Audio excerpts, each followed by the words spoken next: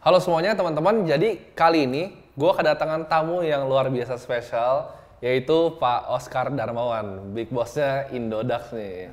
Thank you Timothy, saya diundang ke acara Ternak Uang ini. Jadi saya sebenarnya ngefans sudah lama Pak, sama Pak Oscar. Jadi saya waktu itu kan mulai investasi di kripto, sebenarnya tuh dari Indodax sebelum namanya bahkan Indodax waktu itu. Ya. Waktu itu karena ada requirement umur, jadi waktu itu harus pakai KTP nyokap. Ya. Dan harus submitnya 2, jadi nyokap saya harus foto juga tuh, tanda tangan. Wah ini nggak boleh ketahuan nih. Kalau ketahuan kan nggak boleh pakai nama orang lain. Oh iya, sebenarnya nggak boleh ya. Jadi waktu itu saya pakai nama mama karena umurnya belum cukup Pak. Tapi saya ada lihat sekali sih yang di Twitternya Timothy. Iya, ada foto iya. Timothy. Saya pernah foto itu. Ya, makanya saya sebenarnya saya sangat salut sama Timothy sih. Apalagi waktu konten-konten Ternak Uang pertama kali keluar, saya sangat ngefans gitu. Bahkan alasan saya mulai aktif di Instagram itu karena saya ngeliat Oh iya, Timothy. Waduh. Dulu sebelum waktu saya pertama kali mulai Indodax atau Bitcoin.co.id kan tahun 2014. 2014 ya waktu itu. Saya memutuskan untuk nggak pernah memunculkan sosial media saya ke publik. Makanya semua informasi tentang saya kan saya tutup kan. Iya. Saya tutup sampai saya melihat sosok Timothy yang memberikan edukasi ke market lain sebagainya. Saya lihat, wah saya harus mencontoh Timothy. Wah, ini. Makanya baru tahun 2021 kemarin saya buka semua sosial media saya. I see. Kalau belakangan tapi Pak Oscar lumayan aktif ya Pak? Sekarang lumayan aktif karena nyentuh Timothy. Jadi saya kan sempat ini kan. Jadi Pak Oscar mungkin ceritanya dulu waktu tahun 2012 ya waktu itu mulai di dunia kripto. Betul. Nah, Pak Oscar kan sebenarnya cerita di beberapa podcast kan. Jadi mungkin udah banyak yang tanya, oh Pak Oscar tuh mulainya seperti apa. Jadi Pak Oscar waktu itu dengan partner mulai waktu itu bitcoin.co.id ya. Dulu awalnya cuma forum kan tuh. Betul. Jadi kalau kita bicara 2012 waktu itu bitcoin.co.id dimulai dari partner saya, William Sutanto. Dia bikin blog. Blog tentang apa itu Bitcoin. Karena kita sangat believe on Bitcoin, not other coin. Jadi kita cerita apa itu Bitcoin lain sebagainya, makanya kita dikenal sebagai Bitcoin Evangelist. Jadi kita mulai barengan sama, mungkin kalau teman-teman di sini pernah tahu dulu namanya Mt. Gox, Coinbase, BTC Cina. Ya, jadi nama-nama saya sebutin yang masih ada cuma Coinbase kali. Yang lain Mt. Gox sudah meledak. Sudah ambruk, BTC Cina sudah dijual ke Yahoo lain sebagainya. Saya mau tanya Pak, tapi conviction pertama Pak Oscar pas ngelihat kripto, apa yang bikin Pak Oscar kayak waktu itu kan Pak Oscar sempat bekerja juga waktu di Singapura ya kalau nggak salah. Apa yang bikin Pak Oscar tuh, oh ini kayaknya saya mau all in di sini gitu di cryptocurrency. Apa yang Pak Oscar lihat dari industrinya? Yang pertama saya pertama kali nggak convince sih. Terus terang saya pertama kali nggak convince, saya penuh dengan doubt karena saya kan aktif di menggunakan e-money ya waktu itu ya. Kita lihat sejarahnya e-money, Liberty Reserve, e-gold, itu semua ditutup FPI loh. Ya, kalau kita sudah bicara e-money yang menyentuh internasional, global, itu semua nggak ada yang take off. Cuma satu-satunya take off itu PayPal, karena ada pelindungan dari US. Nah, makanya waktu pertama kali saya kenal Bitcoin tahun 2012-13 silam, saya juga penuh dengan keraguan. Tapi kemudian setelah mempelajari lebih dalam, saya melihat bahwa ini konsepnya menarik, di mana dia benar-benar based on faith dari para usernya dan semua sistemnya itu berjalan sendiri, terdesentralisasi. Kalau kita bicara konsep yang lainnya ya, semua kan centralized ya. Dan yang membuat kenapa Bitcoin survive, saya kira adalah karena pendirinya, penemunya itu mereka tidak mendeklar dirinya. Itu saya rasa yang membuat kenapa Bitcoin bisa survive sampai hari ini. Karena kalau kita lihat sejarahnya tahun 2009 kemarin, kalau misalnya Satoshi Nakamoto itu tahu dia siapa, saya kira Bitcoin nggak akan take off. Karena ada dua hal saya kira yang membuat nggak akan take off. Yang pertama, kalau semua orang tahu siapa Satoshi Nakamoto, pasti Satoshi Nakamoto sudah dihitamkan oleh regulator yang tidak menyukai perkembangan Bitcoin ini. Yang kedua, adanya crab mentality. Diakui atau enggak diakui, sebenarnya semua orang itu kalau ada tokoh foundernya ya, yang sangat revolusioner itu, mereka tokoh-tokoh besar yang billionaire yang besar, dia akan cenderung untuk tidak mempercayai Satoshi Nakamoto kalau ada sosoknya. Tapi kalau kita lihat Bitcoin dari awal, Satoshi Nakamoto memutuskan untuk dia tidak mendeklar dirinya untuk keamanan dia pribadi mungkin. Tapi hal itu membuat Bitcoin bisa take off. Karena nggak ada sosok yang bisa diserang, nggak ada sosok yang bisa dibuat iri. Gitu. Semua orang bisa menjadi bagian dari hal itu. Ini kan nggak berlaku di Ethereum. Kalau Ethereum kita bicara ada Vitaliknya. Jadi ada musuhnya kan? Ada yang kontra. Kalau kita bicara contohnya BNB lah, itu ada sosoknya. Ada CZ. Ya, ada pemilik exchange lain yang nggak suka sama dirinya. Tapi kalau kita bicara Bitcoin, itu neutral ground. karena foundernya memilih untuk nggak menampilkan dirinya. Jadi justru Bitcoin dengan Satoshi nggak menampilkan dirinya, dengan dia bahkan biarin ada 1 juta koin tuh in plain sight tanpa pernah disentuh. Itu justru bikin Bitcoin karakteristiknya lebih mirip sama komunitas ya, dibanding security. Ya. Dan yang menolong kenapa Bitcoin bisa take off saya kira adalah karena Bitcoin tidak pure anonim. Ya. Kalau Bitcoin pure anonim, seperti misalnya Monero ya, Monero kan juga sama, foundernya nggak tahu kelihatan lain sebagainya. Dulu sebelum Monero saya lupa, sebetulnya bukan Monero, dulu sebelumnya ada satu enkripsinya, itu juga foundernya nggak kelihatan, tapi nggak bisa take off karena full anonim. Yeah. Kalau full anonim akhirnya dipakai cuma untuk transaksi drugs, transaksi money laundering yang benar-benar nggak bisa kelacak. Karena nggak bisa dilacak Monero kan. Tapi kalau kita bicara Bitcoin itu kan transaksinya pseudonym, di mana regulator masih bisa melihat bahwa oh ini bisa dilacak, tapi harus diregulasi. Secara on-chain bahkan bisa dilihat tuh semuanya. Sampai ujung tuh bisa ketahuan. Jadi, tapi kuncinya semua pemainnya harus meng-KYC dan sekarang ada yang namanya travel rules. I see. Ya, dipaksakan, semua exchange lagi dipaksa untuk menerapkan travel rules. Bahkan Indonesia juga dipaksa. Jadi nanti semua transaksi kripto di seluruh dunia itu harus di-declare ini dari siapa ke siapa. Jadi mirip perbankan. I see. Oke, kita mungkin tarik sedikit Pak. Jadi waktu kan bentuknya forum. Apa yang bikin Pak Oscar pertama, let's start an exchange gitu. Kenapa? Karena waktu itu kita ngelihat ada pasaran kosong di Indonesia. Jadi kalau kita bicara di Cina waktu itu sudah ada BTC Cina dan Huobi yang merajai daerah itu. Kemudian di US sudah ada Mt. Gox dan Coinbase, di mana Mt. Gox kemudian pindah ke Jepang kan. Nah di Indonesia, di Asia Tenggara kita lihat belum ada yang mulai nih. Baru ada beberapa kompetitor kita yang waktu itu mulai bareng-bareng, ada Artabit, mungkin ada yang kenal Artabit. Belum pernah dengar. Artabit sama satu lagi, saya lupa namanya. Dia baru membuat Bitdoku atau apa gitu. Yeah. Kemudian Indodax kita namanya bitcoin.co.id. Nah waktu itu kita mulai bareng-bareng. Tapi satu-satunya yang bikin full order book exchange itu Indodax. Karena kalau bikin order book exchange, zaman dulu itu nggak semudah sekarang. Zaman dulu likuiditas harus dibangun sendiri. Iya, di market making sendiri. Sedangkan kalau kita bicara zaman sekarang ya, orang bikin exchange, software-nya tinggal beli. Kemudian tinggal bayar liquidity provider. Sudah jalan. Regulator sudah ngasih izin, beres kan? Tapi kalau kita bicara mengenai zaman dulu waktu kita bikin bitcoin.co.id, kita harus cari dulu membernya satu-satu, kita harus cari orang yang trust buat ngelakuin market making. Yeah. Karena kalau kita bicara exchange, itu kita bicara order book itu sebagai yang provide likuiditas ya kan. Yeah. Karena kalau nggak, makanya kalau kita lihat beberapa exchange lain, kompetitor-kompetitor dari Indodax, ada yang memilih untuk nggak menampilkan order book. Kenapa? Karena mencari order book nggak gampang. Gampang, harus kadang ngisi sendiri kan. Waktu itu layaknya FTX kenapa dia sampai collapse karena dia sebenarnya market making sendiri di belakang kan. Ya. I see. Nah makanya waktu itu kemudian kita membuat kita nggak ada pasar kosong, kita melakukan all in. Saya stop dari pekerjaan saya di Singapura dan agensi saya di Jakarta juga saya give up. Saya jadikan manajernya sebagai direktur. Kemudian saya dan partner saya memutuskan kita harus melakukan kita melakukan fokus di sini aja. Karena kalau kita nggak fokus di sini, statusnya waktu itu agak berbahaya karena dua hal. Yang pertama, industri Bitcoin saat itu belum diatur siapapun. Yeah. Kalau kita nggak full time di situ, takutnya industri ini dimatikan oleh regulator. Maaf ya regulator. Industri itu dimatikan oleh regulator karena kita tidak menjaga dengan baik. Yeah. Yang kedua, kalau kita nggak full time di situ, saat itu posisinya akan susah untuk mengedukasi market. Yeah. Perlu benar-benar full time untuk mengedukasi sih waktu itu. Jadi fokusnya Indodax waktu itu untuk mengedukasi masyarakat Indonesia supaya adopsi kripto itu bisa lebih cepat. Dan regulator. Dan regulatornya juga. Regulator lebih penting sih. I see. Karena kalau mungkin teman-teman nggak tahu sih, tahun 2014, tahun 2015 silam, waktu kita memulai usaha ini, kita tuh menghadapi beberapa ancaman. Terorisme, penggunaan drugs, money laundering, kemudian itu memancing seperti Bank Indonesia coming, terus Bank Indonesia, OJK.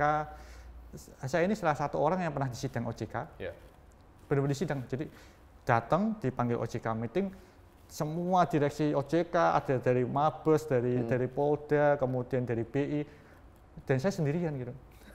Jadi karena kan startup kan waktu itu, jadi saya sendirian semua menanyakan secara detail lain sebagainya. Dimana saya tahu kalau saya kalah di sidang itu, selesai. Nama Oscar nggak akan ada lagi. Karena waktu itu yang dibawa adalah ini ada penggunaan ini dan sebagainya. Kalau misalnya kita terbukti bersalah dan dilanjutkan ke dalam DLP lain sebagainya, itu saya bisa kena 15 tahun penjara. Dimana di satu sisi bisnis bitcoin.co.id saat itu satu hari itu belum ada 1 miliar rupiah transaksinya. Jadi kita kecil banget. Kalau mungkin semua orang melakukan, mereka akan ngerasa ini nggak worth the risk gitu. Iya.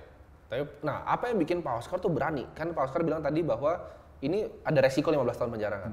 Tapi sebenarnya transaksi volume juga cuma sehari gitu. Betul. Apa yang bikin Pak Oscar, oke ini gue mau gas terus gitu di sini?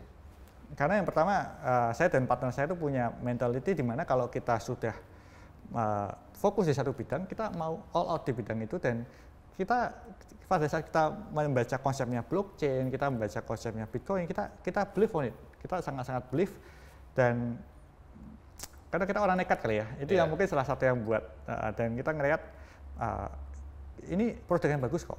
Ini produk yang saya percaya malah produk ini bisa ikut membantu menyelamatkan kekayaan orang pada saat ekonomi tidak baik gitu. Dan terbukti, kita lihat waktu kemarin krisis di Yunani, pertama kali krisis Yunani tahun 2015 ya nggak salah. 2015. Krisis Yunani itu Bitcoin menyelamatkan warga negara Yunani. Asetnya bisa terselamatkan karena Bitcoin kan. Kita lihat krisis di Argentina juga sama. Kita lihat waktu kemarin Korea Utara dan Korea Selatan hampir terjadi perang, itu kan mereka pada langsung settlement semua di Bitcoin loh. Karena ini adalah aset yang bisa dikatakan anti frugal. Jadi kita ngelihat Indonesia harus punya. Dan kalau kita nggak kita give up pada saat itu, kalau kita give up, kita takut kalau kita nggak ikut menjaga ini, akhirnya mungkin saat itu Indonesia akan terjadi sama seperti di India. Di tahun 2017, India menetapkan bahwa Bitcoin adalah ilegal karena tidak ada tokoh yang bisa berkomunikasi dengan baik dengan pemerintah. Karena kan untuk komunikasi baik dengan pemerintah harus ada orang yang pasang badan dong. Nah itulah kita memilih, itu tugas kita pada waktu itu. Nah makanya kemudian untunglah setelah kita melewati semua itu, pemerintah kemudian dengan kebijaksanaan dari Pak Enggar saat itu, Menteri Perdagangan menetapkan bahwa Bitcoin sebagai komoditas. Kemudian di follow up oleh Bapepti, dibuat aturannya. Dan sekarang OJK katanya mau ikut mengatur kan. Tahun depan katanya bakal diatur di bawah OJK. Nah setelah ini semua aturan sudah rapi kan, baru kemudian pemain-pemain besar bisa masuk ke Indonesia nih. Ya memang pasar kita tergerus, ya, tapi saya kira itu tetap lebih baik sih. Kalau ada pelindungan dari regulator itu akan lebih baik. Menarik Pak. Nah ini ngomongin soal kan Pak Oscar bilang tadi Bitcoin kan dideklar di Indonesia sebagai komoditas. Nah karakteristik kan sekarang di dunia kripto itu ada dua kubu kan sebenarnya. Ada kubu yang bilang Bitcoin ini adalah komoditas, kubunya Bitcoin dan kubunya kripto. Yang kubunya kripto tuh yang waktu itu dipimpin poster child-nya adalah Sam Bankman kan, dia yang bikin Serum, FTT, Solana. Nah kubu Bitcoin ini justru dorong Gary Gensler, SEC untuk regulasi nih, yang dibilangnya crypto securities. Karena mereka punya karakteristik kayak security. Contohnya misalnya kalau komoditas, misalnya kita punya kayu gitu kan Pak. Kita nggak bisa Pak Oscar nimbun kayu terus bilang kayu lain nggak bermanfaat kayak Bitcoin. Jadi nggak ada yang kontrol. Sedangkan kalau Ethereum dia bisa ubah kan dari POW ke POS. Dia bisa tambahin supply-nya, dia bisa decrease supply-nya. Nah, menurut Pak Oscar sebenarnya apa sih yang bikin kayak gini? Jadi kenapa ada kubu Bitcoin dan kenapa ada yang kubu kripto ini? Saya kira ini masalah pendekatan idealisme ya. Kalau saya boleh jujur ya, idealisme saya itu tetap menyatakan bahwa Bitcoin itu adalah currency. Ada currency, ada securities, adalah daripada komoditas ya. Tapi kita harus menyadari satu hal.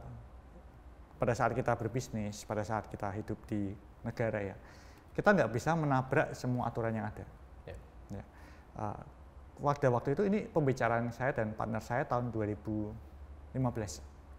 Karena waktu itu saya di sidang di Bank Indonesia, ini persidangan yang lain. Di sidang lain, sering disidang ya? Di sidang kita benar-benar dipanggil Bank Indonesia, yang kemudian di-spot sama wartawan itu, yang Oscar, bos Bitcoin Indonesia dipanggil Bank Indonesia waktu itu, saya ingat banget judulnya. Tiba-tiba waktu saya habis meeting, dikerubungi wartawan. Karena kita harus tahu di Indonesia ini ada undang-undang rupiah kan. Undang-undang rupiah itu langsung memotong mengenai pembayaran harus menggunakan rupiah. Semua currency lain itu nggak bisa, termasuk US dollar nggak bisa buat pembayaran. Terus yang kedua ada undang-undang yang mengatur tentang securities. Kalau kita pendekatan Bitcoin sebagai sebuah efek, itu juga nggak bisa sama sekali. Jadi kalau misalnya kita bicara itu ya agak susah. Makanya saya suka nggak suka, kita idealis nggak idealis, terpaksa di Indonesia itu harus menjadi komoditas. Karena kalau kita nggak memilih menjadi komoditas, yang terjadi adalah Bitcoin tidak mempunyai tempat di Indonesia. Tapi apakah itu berbeda Pak dengan let's say misalnya kita bandingin Bitcoin sama Ethereum. Bitcoin kan Satoshi itu menghilang. Ya. Dia nggak pernah touch lagi protokolnya dan perlu 51% untuk ganti. Which is di Blockworks 75%. Oh, sekarang 75 ya? 51% itu bisa, tapi itu beresiko untuk hard fork. Kayak waktu itu yang pas Blockworks kan? Yes. Ya. Jadi yang paling aman tuh 80%. Oke. Ya. Which is nggak mungkin? Possible dong. Possible. Ada mungkin yang miner yang ciptain sampai 80%? Bukan, maksudnya mereka semua sepakat menciptakan konsensus dari 80 ya. I see. Ya. Nah, kalau Ethereum kan Bitcoin perlu kayak gitu untuk diganti. Ethereum sedangkan punya foundernya, punya tim, punya developer di dalam. Yes. Nah, itu menurut Pak Oscar, apakah Ethereum ini lebih mirip sama efek kayak Gary Gensler bilang? Kalau kita bicara mengenai miripnya, memang lebih mirip dengan efek ya, karena itu kan ada foundernya mengendalikan lain sebagainya. Tapi sekali lagi, masalahnya kalau kita sudah bicara di media, apalagi di publik seperti ini kan, saya nggak bisa menyatakan bahwa Ethereum ada efek. Iya. Tapi memang kalau secara boleh jujur, memang secara karakteristik, Ethereum itu masih sangat bergantung kepada foundernya. Ini kan kalau kita bicara mengenai Bitcoin dan token-token yang lain ya, kita bicara entah itu Solana, Ethereum, bahkan BNB, itu semua kan ada issuernya, benar ya? Kalau Bitcoin itu nggak ada issuernya. Dia pre-mine bareng sama semua orang kan Satoshi waktu itu. Sama-sama. Pre-mine-nya itu bahkan sampai sekarang masih pre-mine kan Bitcoin itu. Masih pre-mine karena belum 21 juta supply-nya. Sedangkan kalau token-token utility yang ERC20 semuanya itu kan pre-mine, mereka keluarin sekaligus. Issue. Founder udah punya duluan. Yes, betul. Jadi kalau kita bicara mengenai efek dan komoditas tadi ya memang yang satu lebih mirip sedikit seperti efek, tapi yang menjadi penyangkalan itu bukan efek kan adalah karena dia tidak berbasiskan apapun gitu. Iya. Tidak berbasiskan perusahaannya, tidak berbasiskan apapun. Tapi memang batasan itu menjadi sangat abu-abu pada saat tokennya itu di-pack dengan komoditas. Komoditasnya bisa macam-macam, bisa di-packnya dengan aset perusahaan, bisa di-packnya dengan US dollar, stablecoin, bisa di-pack dengan properti kayak contohnya token life, terus kemudian bisa di-pack dengan apapun lah. Tapi itu sekali batas abu-abu kan. Karena makanya ini mungkin pinter-pinternya orang kripto itu mereka bermain di jalur abu-abu. Karena kalau kita lihat regulasi daripada efek itu ada sesuatu yang dikeluarkan oleh perusahaan dengan jaminan daripada perusahaan itu sendiri kan. Betul. Tapi ya itu memang abu-abu sih, nggak bisa dibantah kan. Oke, tapi berarti Pak Oscar setuju bahwa Bitcoin itu bukan efek? Saya setuju banget, Bitcoin bukan efek, tapi Bitcoin itu debatable untuk dinyatakan sebagai currency atau komoditas. Yang lainnya itu punya karakteristik efek walaupun sekarang masih komoditas. Oh, saya kalau disuruh bilang saya nggak akan bilang itu efek karena ntar regulasinya ribet. Nanti ribet. Orang mau ICO ntar ada papan akselerasi nanti. Tapi menurut saya ICO itu harus diatur. Iya, harus diatur kan? ICO harus diatur. Karena kalau ICO itu nggak diatur, dia bakal terlalu banyak korban sih. Oke. Banyak yang udah terjadi ya Pak? Banyak yang sudah terjadi. Di mana kalau kita lihat statistik ICO ya, hampir 95% orang yang melakukan ICO itu mereka nggak bertanggung jawab. Kita lihatlah di Indonesia, berapa banyak sih perusahaan yang melakukan ICO bisa bertahan lebih dari 2 tahun. Hampir semua ICO, sebulan kemudian perusahaannya hilang gitu. Ya, di perdagangan di exchange ternyata nggak lama nggak continue. Di Indonesia sendiri kita sudah mendelisting beberapa token yang ngakunya ICO-nya bagus, project-nya bagus, ternyata akhirnya not happening gitu. Ya. Kita kan lihat Pak, dalam beberapa bulan ini mungkin rasanya nggak nyata ya. Kita lihat dari pertama Luna kena crash, UST-nya di pack segala macam. Habis itu jangkit ke Three Arrows Capital, Celsius, Babel Finance. Karena sampai terakhir yang orang nggak ada yang expect nih Pak. Di saat FTX itu jatuh. Nah tanggapan Pak Oscar nih, apa sih yang sebenarnya terjadi di belakang FTX dan analisa Pak Oscar kenapa mereka bisa jatuh? Saya kira apa yang terjadi dengan FTX itu hampir terjadi di semua perusahaan yang issuing token. Saya tuh sih, tapi kalau kita bicara ya, karena saya pernah sendiri mengalami pil pahit yang untung kita tidak melakukan hal itu. Ya, jadi kalau kita boleh jujur, misalnya contohnya aja, FTX itu kan dia kan punya token kan, dia issuing token namanya FTT. Ya. Berbagai perusahaan juga gitu, mereka issuing token tokennya masing-masing lah. Kalau Binance ya BNB. Kalau CMEX kemarin namanya token GMT. Kemudian ada beberapa kompetitor kita juga punya token sendiri, ya kan. Nah, setelah mereka punya token, kan token itu kan sangat berhubungan dengan brand. Contohnya contoh doang nih, misalnya Ternak Uang bikin token namanya TU misalnya, ya. Nanti kan token yang dikeluarkan Ternak Uang itu kan berhubungan dengan brand. Akhirnya semua exchange yang mengeluarkan koin itu dia kan akan melakukan marketing kan, dia melakukan marketing untuk memasarkan exchange-nya. Pada saat dia memasarkan exchange dan dia mengeluarkan tokennya, mungkin exchange-nya akan works very well. Tapi pada saat harga tokennya jatuh, brand-nya exchange itu kena. Sehingga pada saat harga tokennya jatuh, mereka nggak punya pilihan lain selain memastikan tokennya bisa naik. Kalau harga tokennya terus jatuh, mereka memasarkan exchange-nya terus-terusan, akhirnya orang akan mengatakan, loh tokennya kamu sendiri jatuh, lain sebagainya. Ya kan? Nah kemudian mereka akan menggunakan capital yang mereka punya untuk mendorong harganya naik. Tapi kan proses mendorong harga itu bukan sesimpel itu, bukan dengan kita put 50 miliar, 100 miliar, kemudian harganya bakal langsung naik. Nggak seperti itu. Karena ada mekanisme jual beli pasar, kemudian proses orang ngedam, proses orang taking profit dari proses market making yang membuat akhirnya uang yang kita injek itu bisa habis. Ya. Nah, yang terjadi di market yang membuat token itu kan uang mereka tuh dipakai untuk menyupport harga market makingnya. Nah, yang terjadi di FTX itu agak ekstrim sih. Jadi dia menggunakan capitalnya untuk mendukung harganya. Di satu sisi dia juga invest ke mana-mana kan. Dia invest ke mana-mana, ke sister company-nya, lain sebagainya. Kemudian akhirnya dia menggunakan member deposit untuk menyokong harganya tokennya juga kan. Bahkan akhirnya member depositnya dia nggak punya uang lagi, kemudian tokennya dijaminkan sebagai kolateral. Tokennya dijaminkan sebagai kolateral. Dan di satu sisi GC kemudian membuat suatu tweet yang saya kira ini saya nggak bisa komen apapun. Tapi waktu dia tweet dan dia melakukan aksi dump itu menimbulkan efek sistematik. Semua orang kan jadi panik. Ya. Itu kan sesuatu yang biasanya kalau di saham nggak boleh dilakukan. Nggak boleh. Itu manipulasi harga kan, manipulasi harga. Kemudian jadi semua orang ikut ngedam barengan sama dia, padahal dia nggak benar-benar ngedam kan sebenarnya, belum benar-benar ngedam loh. Tapi dia cuma bersuara kencang. Padahal dia belum ngedam itu. Dia belum ngedam kan? Karena dia nggak boleh ngedam, kalau ngedam user Binance-nya kena kan. Yes. Nah kemudian akhirnya semua orang panik, semua orang akhirnya dorong harga FTT-nya jatuh, kan ke liquidate itu. Posisi-posisi Alameda kan? Posisinya ke liquidate, karena posisinya ke liquidate akhirnya FTX nggak punya dana lagi. Nah saya pengen tanya Pak, itu apakah ini masalah regulasi? Karena kan FTX kita bilang itu adalah overseas exchange yang nggak diregulasi, ya kan? Di Bahamas segala macam. Tapi venture capital tuh put $2 billion ke dalam ini. Jadi apakah sebenarnya venture capital tanpa board seat?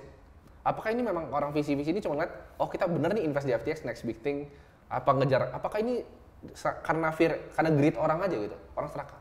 Saya kira bukan karena greed sih, tapi karena memang venture capital nggak punya pilihan. Mereka nggak punya pilihan? Nggak punya pilihan. Karena kita harus tahu, market crypto market yang sangat immature. Market cap-nya masih kecil kok, sangat kecil ya. Platform yang bagus apa sih? Saat ini yang bagus yang di internasional Binance. Dan FTX. Nah, Binance itu saat ini statusnya diserang sama regulator di UK, diserang regulator di US. Malaysia bahkan sudah melarang, lain sebagainya. Di satu sisi ada FTX, di mana dia adalah pendukung kampanyenya Pak Presiden Joe Biden. Demokrat, maksudnya dia salah satu penyumbang kampanye terbesar kan? Nomor 2. Nah, yang lainnya terafiliasi dengan perusahaan Cina. Pada saat ada venture capital yang mau invest ke kripto, kan kita cuma bisa memilih sedikit dari banyak pilihan nih. Banyak sudah pasti nggak mau. Betul. Terus kemudian kalau kita yang agak jelas itu kan Coinbase. Ya kan? Tapi Coinbase produknya kan tidak sevariatif Binance dan FTX. Iya, FTX juga kasih fee rendah banget kan 0,03 kan dikasih. Built for trader by trader itu kan. Betul. Nah, kalau sudah bicara pilihannya cuma ada 3, di mana Coinbase itu nggak bisa jadi pilihan karena mungkin kan ini US company ya, ada investor nggak gampang karena ada requirement dari US lain sebagainya. Jadi mereka cuma bisa memilih Binance dan FTX. Kalau yang pilihannya adalah Binance yang diserang oleh UK regulator dan pilihan kedua adalah FTX, saya kira semua orang akan memilih FTX. Betul kan? Kalau misalnya kita tahun lalu ditanyakan hal yang sama, kita akan menjawab hal yang sama kok. Iya. Tapi apakah FTX ini kan sebenarnya dalamnya banyak banget konflik of interest. Dia kan punya exchange sendiri ibaratnya. Dia kayak banknya dia sendiri. Betul. Dia market maker dia sendiri. Dia liquidity provider sendiri. Betul. Dia hedge fund-nya dia sendiri. Ini kan nabrak semua sebenarnya. Tapi itu juga dilakukan oleh Binance. Sebenarnya ya. Karena masalahnya di bisnis exchange ini satu-satunya yang menata regulasi secara bagus itu cuma satu negara loh. Indonesia. Justru Indonesia ya? Justru Indonesia. Kalau kita bicara bahkan di Jepang yang sudah diatur lebih dulu, di Thailand yang sudah mengatur perizinannya bahkan untuk ICO kan sudah diatur di Thailand. Di Filipina diatur untuk pengiriman uangnya, ya. Di Filipina kan izinnya remiten. Di US diatur di bawah FSA-nya. Tapi yang satu-satunya mengatur dengan sangat baik, yang bahkan saya mengatakan itu adalah over regulasi, itu di Indonesia. Justru Indonesia. Karena cuma Indonesia yang ngatur di mana uang rupiahnya nanti harus ditaruh di clearing ya, terus kriptonya harus ditaruh di custodian. Transaksinya harus diawasi sama bursa berjangka ya. Kita sebagai Indodax-nya cuma diperbolehkan untuk mengatur order book dan semua dilaporin ke bursa berjangka, rupiahnya kita nggak boleh pegang, kriptonya nggak boleh pegang. Semua di custodial ya? Semua di custodial. I see. Itu satu-satu yang ngatur, itu cuma Indonesia. Iya. Sebenarnya kalau kayak misalnya even Binance ya, kalau kita taruh di exchange sebenarnya, itu ibaratnya kita berharap bahwa funds kita ada beneran kan? Betul. Karena yang dilakukan semua exchange sekarang itu cuma proof of reserve loh. Nah tapi ini saya kemarin sempat menarik nih Bang, karena saya sempat ngobrol sama Benzo kan, tentang proof of reserve. Dia bilang proof of reserve itu semua orang bisa bikin. Proof of reserve itu tidak menjamin apapun. Bener. Even dia bilang mau bikin Merkle trees, itu semua nggak menjamin apapun. Kalau memang kita mau menjamin, seharusnya kita bukan melakukan proof of reserve, tapi proof of reliability. Tapi sampai hari ini belum ada perusahaan exchange yang melakukan proof of reliability, bahkan Binance belum. Ribet kan? Ribet. Nah, makanya di Indodax ini kita lagi mau melakukan. Oh, justru Indodax mau. Indodax mau melakukan karena kita siap dan kita mungkin karena kita transaksi kita nggak sebesar Binance ya. Enggak lah. Tapi kalau kita bicara proof of reliability itu artinya membandingkan member deposit dengan proof of reserve. Karena kalau misalnya kita bicara Binance atau kita bicara exchange lain yang besar, proof of reserve-nya pasti kelihatan besar. Kan walletnya besar. Walletnya mereka. Tapi kan mereka kita nggak tahu apakah member depositnya match atau enggak. Ya nggak pernah tahu. Nggak pernah tahu kan? Cuman walletnya doang yang dipasangkan. Ya, tapi makanya kalau kemarin si CC bilang, ayo semua exchange ngeluarin proof of reserve, dari Indodax juga langsung keluarin karena kita udah siap kapanpun. Kan custodial anyway. Ya, anyway kita udah siap. Tapi itu pun di Indonesia satu-satunya exchange yang sudah ngeluarin baru kita. Yang lain belum ada? Belum ada kan? Oh iya, baru Indodax ya yang proof of bahkan reserve. kompetitor besar kita yang di backup sama internasional mereka nggak keluarin. Iya. Karena mungkin saya juga nggak tahu sih. Daripada saya nuduh macam-macam ya. Tapi apakah praktek ini sebenarnya nggak lazim ibaratnya di dunia kripto? Apakah banyak yang mungkin Pak Oscar tahu sendiri exchange yang nakal seperti ini? Mereka bukan nakal, tapi mereka mencari additional income. Oke. Kalau sebenarnya kita bicara bank kan gitu, bisnis bank ya. Karena masalahnya sekarang crypto exchange itu beda seperti tahun 2014.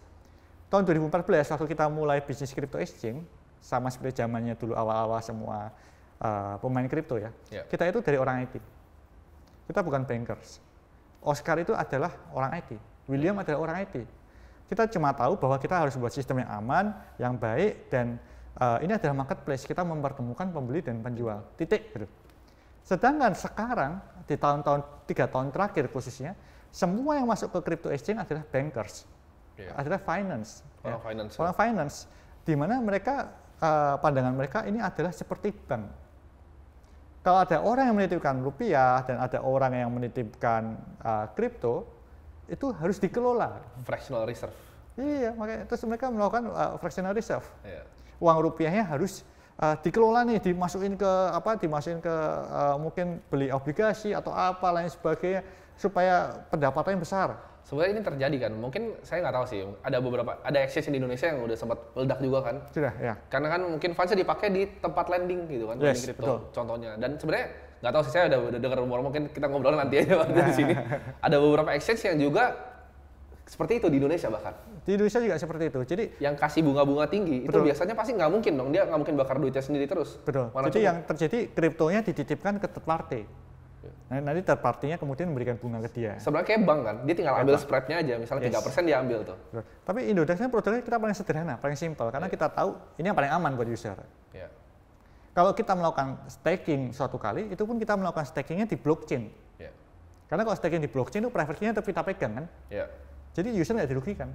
Tapi kalau yang bunga-bunga tinggi itu biasanya terjadi adalah mereka mempercayakan ke third party yang bisa mengelola keuangannya. Ya itu memang nggak salah, itu additional income. Yeah. Bukan additional, itu big income, more bigger than the free trading itself. Pasti, lebih gede daripada lebih besar. Diambil dari spot kan. Ya, karena kita harus tahu, contohnya kayak Indodax lah. Indodax kan belum sebesar exchange global lainnya ya, tapi kita sendiri itu kita megang lebih dari 6 triliun uang mengendap. 5 triliun, 6 triliun, bahkan hampir 10 triliun lebih. Ya, belum kriptonya, lain sebagainya. Itu kan sudah berapa puluh triliun ya. Kalau kita pikir goblok ya, sudah gini aja lah, kita staking ini ke third party, kita pastahin ke third party. Dapat berapa aja itu DeFi, yield farm dikit aja, wah udah. Itu kita dapat sekitar 5%, 10% pun sudah triliunan. Sudah very good. Yeah. Tapi kita nggak melakukan, karena kita tahu itu adalah tanggung jawab yang dipasrahkan member ke kita.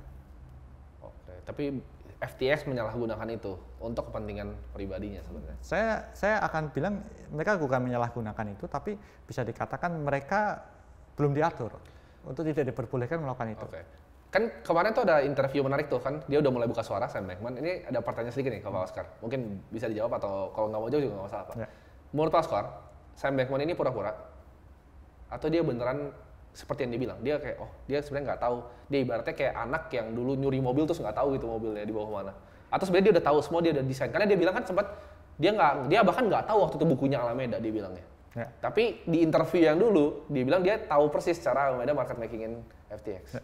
Saya kira, saya nggak tahu yang terjadi apa ya. Cuma saya kira salah satu job CEO yang paling penting adalah PR. Bener kan? Ya. Kita nggak bisa bantah. Job CEO yang paling penting adalah PR. Ya. Saya percaya kok setelah kita interview ini akan ada orang yang bingung nih kenapa jawaban Oscar seperti ini. Tapi menurut saya, job Sam yang paling penting dia sebagai CEO FTX adalah PR, memastikan bahwa perusahaannya berkomunikasi dengan baik antara FTX-nya dengan membernya. Dan pada waktu sebelum kejadian FTX, dia cuma bisa do his best sebagai PR, spokesperson, ya kan? Jadi dia tahu nggak tahu, dia harus mengatakan dia tahu. Make sense kan? Make sense. Ya. Tapi kita harus tahu bahwa FTX kan makin complicated dari waktu ke waktu. Operasional makin banyak lah. Yeah. Nah, dia sebagai CEO, dia nggak akan tahu sampai bawah-bawahnya. Mungkin dia akan trust lingkaran dia akan trust BOD dia akan trust BOC dia. Kesalahan dia adalah dia tidak mengontrol secara detail apa yang terjadi di bawah-bawahnya. Jadi kalau ditanya apakah dia tahu atau nggak tahu, mungkin saya merasa bahwa dia memang nggak tahu pada awalnya. Pada awalnya dia nggak tahu, dia spokesperson, dia cuma mempercayakan pada lingkarannya. Tapi apakah dia bertanggung jawab? Dia bertanggung jawab karena dia sebagai direkturnya. Oke. Dia bertanggung jawab. Jadi kalau misalnya ditanyakan ke Oscar, apakah Oscar bertanggung jawab pada sesuatu yang terjadi di Indodax? Saya tahu atau tidak tahu, saya harus tanggung jawab. Oke, itu jawabannya make sense. Ya, Sam tahu nggak tahu, dia harus tanggung jawab. Ya. Nah, tapi kemudian saya percaya di suatu titik dia tahu. Di satu titik dia tahu. Kemudian pada saat dia sudah tahu, makanya dia memutuskan untuk memput semua kolateral FTT-nya menjadi kolateral. Yeah. Karena tujuan dia adalah untuk menyelamatkan member depositnya bisa tetap withdraw dengan lancar. Yeah. Karena FTT salah satu token yang paling liquid loh. Iya. Makanya dia bisa dapat kolateral kan. Yes. Karena sebenarnya ini kalau nggak salah ya, kalau efek di US, misalnya kita punya saham Apple 1 miliar US dollar pun. Kita kalau mau loan kolateral, dia kan pasti lihat volumenya, tapi cuma sedikit banget pas tahu saya bisanya. Saya bingungnya FTT kenapa bisa dapat kolateral yang besar? Apa karena liquidity dalam banget? Karena liquidity-nya bagus banget. I see. Kayak seperti sekarang lah, kita punya BNB atau apapun itulah. Kalau mau itu bisa di-put kolateral, tapi kita nggak ngelakuin kan. Tapi dia pinter ya, dia nyarinya justru yang lending crypto lagi, makanya dia ke Voyager sama BlockFi kan. Yes, correct. Nah, makanya kalau ditanya apakah Sam tahu atau nggak tahu, saya percaya di suatu titik dia tahu. Makanya pasti dia memutuskan memput FTT-nya sebagai kolateral. Oke. Maka yang berbahaya adalah kemarin ada serangan terhadap FTT-nya. Yeah. Ya. Itu yang mungkin nggak dia prediksi sih, bahwa GC akan menyerang ke FTT-nya. Karena itu udah kayak House of Cards ya ibaratnya, tinggal sentilnya jatuh semua. Betul, itu yang nggak boleh dia serang. Yeah. Dan diserang dan langsung habis kan. Strategis mungkin. Kalau menurut Pak Oscar dari sisi strategis atau enggak? Atau kebetulan? Menurut saya kalau saya boleh jujur, sekarang ekosistem kripto ini agak beresiko sih. sangat beresiko dengan FTX jatuh. Kalau kemarin bisnis kripto itu nggak terlalu monopolize, karena ada dua seberangan. Sekarang ini udah yang kuning, si kuning. Ini yang kuning ini terlalu kuat dan membuat hampir semua ini terjadi seperti tahun 2014 silam. Waktu itu Mt. Gox kan. Mt. Gox hampir mempunyai semua volume kripto. Iya. Makanya waktu Mt. Gox tumbang, wah itu dampaknya gila banget. Nah, yang kita khawatirkan kalau semua itu tercentralized di Binance, apa yang terjadi kalau tiba-tiba regulator di US lebih agresif? Nah, itu damage winternya akan lebih panjang. Karena centralized cuma di satu. Ya, karena ini agak semi-centralized sih sekarang. Monopoli banget. Semua orang mau ICO pun ke dia, mau launchpad ke dia. Ya. Untungnya ada Coinbase sih. Masih ada tampungan sedikit lah di US. Ya, betul. Ini mirip banget sama 2014 silam. Kita sih nggak pengen terjadi apa-apa sama si kuning ya. Yeah. Karena saya percaya bahwa ini ekosistem ini saling terhubung. Yeah. Indodax biarpun nggak ada hubungan sama si kuning ya, tapi kok si kuning ini terlalu bergoyang, yeah. Ekosistemnya juga ikut goyang semua. Kena semua. Makanya kalau kita ditanya apakah kemarin FTX dan si kuning dengan Binance ini adanya pergerakan ini akan berefek. Kita bisa lihat lah sekarang efeknya. Kripto turun semua. Yeah. Nah, ini menurut Pak Oscar efeknya, kalau kita tanya Pak Oscar, kan Bitcoin sekarang kita lihat di harga 17.000, 16.000, 17.000 lagi kan. Menurut Pak Oscar dalam mungkin waktu kuartal 1 tahun depan, apakah akan ada bottom lagi? Karena kita lihat kan dampaknya dari FTX belum selesai nih.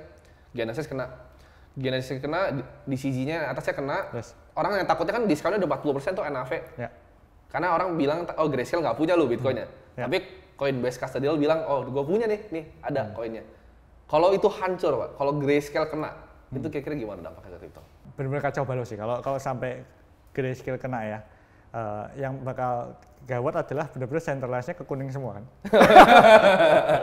Karena ETF-nya tumbang ya. Betul, karena masalahnya yang benar-benar jadi masalah ini adalah ekosistem kripto ini dibangun dengan spirit desentralisasi. Yeah. Dengan spirit bahwa kalau decentralized, regulator mau tidak mau itu harus mengatur dengan baik dan tidak bisa menutup satu untuk menutup semua ekosistem. Betul. Kan benar. Itu alasan kenapa Bitcoin survive. Tapi dengan semua centralized, itu regulator cukup menyerang satu untuk menyerang semua ekosistem ini. Menurut Pak Oscar, kan sekarang 17.000. Bitcoin apakah sekarang ini udah price in bottom? Karena kemarin saya ngobrol sama teman-teman kripto banyak yang ngambil di 15.000 kan. Menurut Pak Oscar apakah ini udah bottom? Belum. Apakah tunggu Genesis nanti? Menurut saya bukan karena Genesis, bukan karena FTX, tapi memang Bitcoin itu belum bottom. Oke.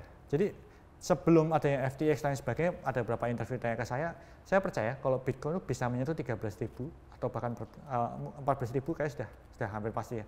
13.000, 14.000. Karena kalau kita lihat kurva 4 tahunan ya, kalau kita bicara secara teknikal lah, murni teknikal, dari titik tertinggi sampai titik terendah yang terjadi selama yang tahun 2012, 13, tahun 2017, ya maupun sekarang yang berulang terus-terusan, itu turunnya mencapai 80%.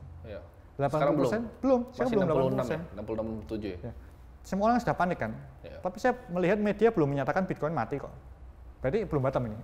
Belum bottom ya? Tapi uniknya saya lihat di logarithmic scale-nya kan, dalam waktu mungkin 10 tahun terakhir. Ya. Kita lihat yang di 2013 drop-nya, tapi saya lihat justru drop-nya makin kecil terus Pak. Jadi kan 90 ke 88 ke 80. Sekarang ini 67, tapi tetap masih mungkin 70-80 ya? Karena adanya passive future kan. Kalau kita bicara 8 tahun lalu kan belum ada passive future. Yeah. Jadi orang cuma bisa ngebit ke atas kan. Yeah. Sekarang sudah ada passive future, orang bisa ngebit ke atas bawah. Yeah. Ya memang itu yang terjadi kan, semakin lama kan akan makin menyempit ya. Yeah. Tapi market ini masih kecil ya, likuiditasnya makin kecil. Orang bilang kayak Bitcoin dan crypto in general itu adalah, orang bilang ini aset kelas yang berbeda nih. Tapi saya lihat sekarang makin mirip seperti Nasdaq. Makin mirip, karena masalahnya pemain yang masuk ke dalamnya sama. Jadi kayak kemarin orang kan prediksi nih 13-14 nggak tahu nih Fed naikin berapa rate-nya kan. Orang prediksi 0,5, kalau 0,75 mau bisa rusuh kan. Begitu kemarin dibilang ini akan lebih santai, S&P shoot, saya lihat Bitcoin juga harganya balik 17.400 gitu. Karena masa pemain institusi mulai masuk ke Bitcoin dan mereka duit institusi kan pertimbangannya sama ya. Jadi berarti udah sama nih marketnya, mirip? Saya kira mulai mirip, tapi tetap kita bisa perhatikan ada banyak sekali institusi yang benar-benar murni di Bitcoin. Mereka nggak invest di Nasdaq lain sebagainya. Tapi tetap kalau kita sudah bicara institusi bermain dan rata-rata invest di Bitcoin dan invest di Nasdaq itu sama ya, pergerakannya memang akan makin convergennya akan makin dekat dan makin dekat ya. Oke. Ini mungkin pertanyaan yang menarik Pak untuk teman-teman mungkin tahu. Bosnya Indodax itu invest di kripto, belinya kripto apa sih? Mungkin ini hard disclaimer ya, ini bukan financial advice ya? Dan bukan ajakan jual dan beli sebuah aset. Pak Oscar Darmawan sendiri itu belinya apa sih di portfolio? Kalau dari saya pribadi, dari dulu saya ditanya, ini saya punya pendapat cuma 2 sih. Token yang saat ini sampai hari ini masih mature dan nggak terlalu beresiko ya. Yang satu Bitcoin, karena Bitcoin itu punya nilai intrinsik. Nilai intrinsiknya ini membuat orang cenderung tidak menjual di harga seenaknya. Yang kedua, kemarin Ethereum. Karena Ethereum kemarin juga ada nilai intrinsik yang membantu memastikan harganya tidak terlalu turun. Proof of work-nya. Proof of works. Proof of works biarpun nggak green, biarpun nggak banyak orang bilang itu pemborosan energi, kemudian tapi itu nggak efisien. Itu justru intrinsik. Iya. Karena kalau kita bicara premiumnya Bitcoin sampai hari ini, setiap satu Bitcoin tercipta ada energi yang dikeluarkan. Ada energi. Hal yang sama dengan alasan kenapa emas tidak harga sampai ke 0. Karena biaya eksplorasi dari emas itu membuat harga emas tidak dijual di bawah biaya eksplorasi. Bitcoin dengan adanya biaya eksplorasi di harga tertentu, Bitcoin tidak akan dijual di bawah biaya eksplorasi oleh yang pre-mine, oleh penambangnya. Oke, jadi masih ada Ethereum atau enggak? Masih ada. Begitu ganti proof of stake, tapi apakah conviction-nya berkurang untuk Pak Oscar? Berkurang buat saya.